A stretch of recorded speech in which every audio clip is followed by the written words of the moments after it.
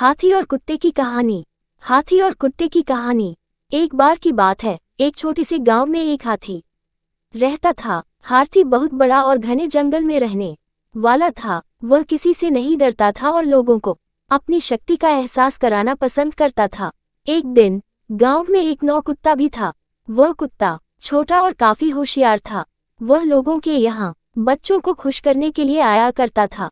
एक दिन गांव में एक कुत्ता भी था। वह कुत्ता छोटा और काफी होशियार था।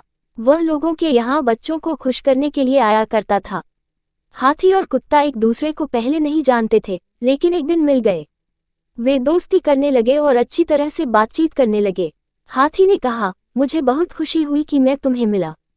मैं शायद दुनिया का सबसे बड़ा और ताकतवर जानवर हूँ। कुत्ता समझता था कि हाथी थोड़ा बड़ा और घमंडी है, इसलिए उसने कहा, हाथी, मुझे मालूम है कि तुम बहुत बड़े हो, लेकिन फिर भी इंसान तुम्हें धकेलकर मार सकता है, और मुझे तो बहुत छोटा और दुर्बल होने की वजह से सब कुछ बचाना होता है। हाथी इस पर हंसते हुए कहा, तुम ठीक कह रहे हो, लेकिन फिर भी मैं कभी बचने के लिए तुम्हारी मदद ले सकता हूँ। मैं तुम्हें अपनी शक्ति और ताकत से बनाया गया हूँ। कुत्ता गंभीर रूप से बोला, मैं जानता हूँ कि तुम कितने शक्तिशाली हो, लेकिन प्रेम और सहायता देने की क्षमता मेरे पास है। ये सुनकर हाथी सोच में पड़ गया।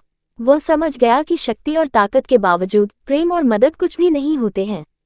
हाथी ने खुद को आजमा कर देखने का फैसला किया और वह बच्चों के संगीतान में से एक साझा करने के लिए खुद को मंडराने लगा।